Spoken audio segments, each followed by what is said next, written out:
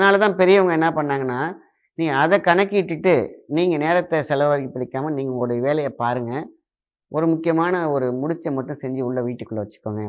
இது ஜீவபதி ஸ்ட்ரெஸ்ஸ உடைச்சிரும். அதே மாரி காற்றலையில இருக்கக்கூடிய ஜீவகாந்த சக்திக்கு உயிரூட்டக் கூடக்கூடிய சக்தி. அதான் சொன்னேன் இல்லையா? தெரிஞ்சோ தெரியாமலோ நம்ம சில மூலிகைகளை என்ன பண்றோம்? போட்டு உணவாக எடுத்துக்கொண்டிருக்கிறோம். அதுதான் மிகப்பெரிய ப்ளஸ்ஸா நமக்கு அமைஞ்சிட்டு இருக்கும். தெரியாது. ஏதோ உணவு நம்ம சாப்பிட்டுட்டு இருக்கோன்ட்டு.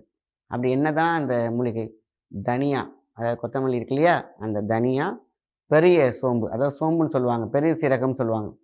எப்படி சீரகம் இருக்கு, பெரிய சீரகத்த தான் என்ன பண்ணுவாங்கன்னா, சோம்பு அப்படின்னு சொல்லுவாங்க. சோம்பு சோம்பலை முறிக்கும். சோம்பல் ஒருத்தனுக்கு எப்படி வரும்? பார்த்தீங்கன்னாக்கா, காலையில எந்திரிச்சு நைட்டெல்லாம் பிளான் பண்ணுவாங்க. காலைல எந்திரிச்ச உடனேயே இத செய்யணும், அத செய்யணும், இத செய்யணும்னு ஒரு பேப்பர்ல எழுதி வச்சிருப்பாங்க. ஆனா காலைல எழுந்திரிச்சோனே மதன்னு அப்படியே போகும் பாருங்க. நாள் ஃபுல்லா ஓடிடும். சரி, நாளைக்கு பார்த்துக்கலாம்.